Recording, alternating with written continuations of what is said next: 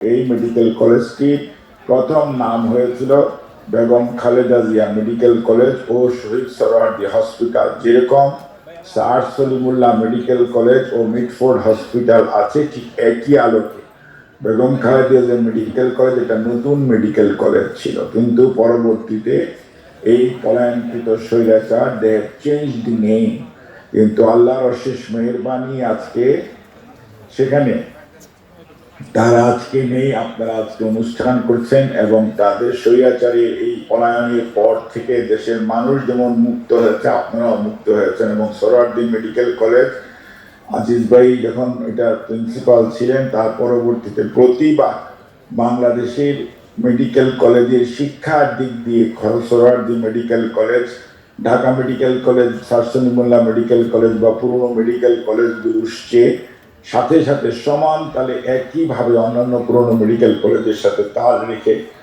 ভালো ফলাফল করছিল। এবং এখানকার শিক্ষকগণ এবং শিক্ষার্থীগণ অত্যন্ত সুনামের সঙ্গে ঢাকা বিশ্ববিদ্যালয়ের বিভিন্ন পরীক্ষায় তাদের যে ফলাফল, সেটির জন্য আমি আপনাদের সবাইকে ধন্যবাদ জানাই, কৃতজ্ঞতা জানাই এবং আপনাদেরকে শুভেচ্ছা জানাই, অভিনন্দন জানাই।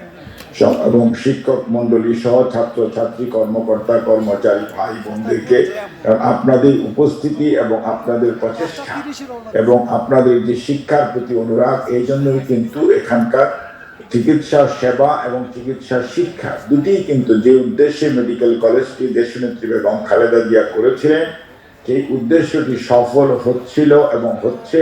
সেই জন্য আমরা দেশের প্রতি যে ওনার দায়বদ্ধতা সেই জন্য থেকে করেছিলেন, সেটা যে আপনারা করতে পেরেছেন, সেজন্য আপনাদেরকে প্রতিষ্ঠা লগ্ন থেকে আজ অবধি যে সমস্ত শিক্ষক মন্ডলী এবং কর্মকর্তা কর্মচারীগণ দায়িত্ব পালন করেছেন, তাদেরকে আমরা ধন্যবাদ জানাই।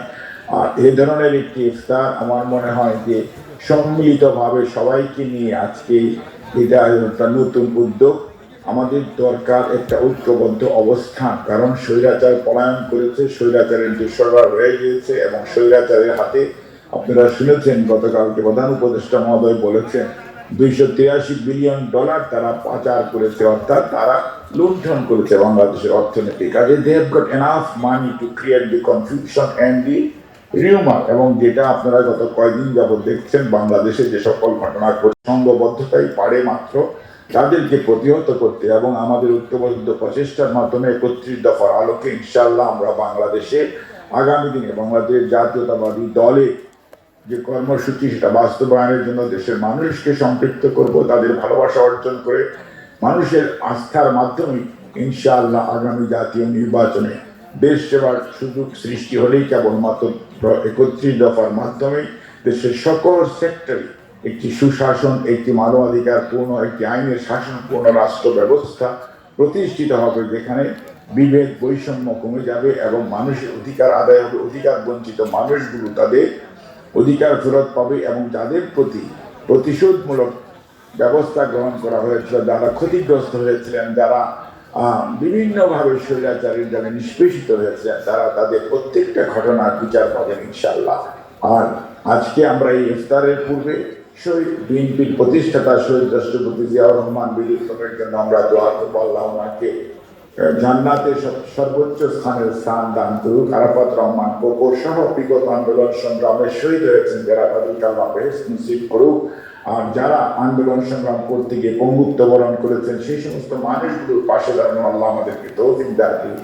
আমাদের আত্মীয় স্বজন যারা ইন্তেকাল করেছেন, তাদেরকে আল্লাহ বেহেশত নসিব করুক। আমাদের আত্মীয় স্বজন যারা জীবিত আছেন, বিশেষ করে মনে রাখতে হবে বাংলাদেশের গণতন্ত্রের মাতৃ 3 বারের সাবেক প্রধানমন্ত্রী দেশনেত্রী বেগম খালেদা জিয়া অসুস্থ অবস্থায় লন্ডনে চিকিৎসাধীন আছেন। ওনার সুস্থতার জন্য মহান রব্বুল আলামিনের কাছে আমরা দোয়া করব এবং অতি শীঘ্র যাতে উনি সুস্থ হয়ে বাংলাদেশে আপনাদের মাঝে ফেরত আসতে পারেন এবং আমাদের ভারপ্রাপ্ত চেয়ারম্যান জনাব তারেক রহমান দ্রুততম সময়ের মধ্যে বাংলাদেশে ফেরত এসে বাংলাদেশে গণতন্ত্র পুনরুদ্ধারের যে আন্দোলন উনি করে তুলেছেন, নেতৃত্ব দিচ্ছেন, সেইটির যে সফল পরিসমাপ্তি সেটি উনি ঘটাতে পারে। আল্লাহ যাতে আমাদেরকে এই তৌফিক দান করেন।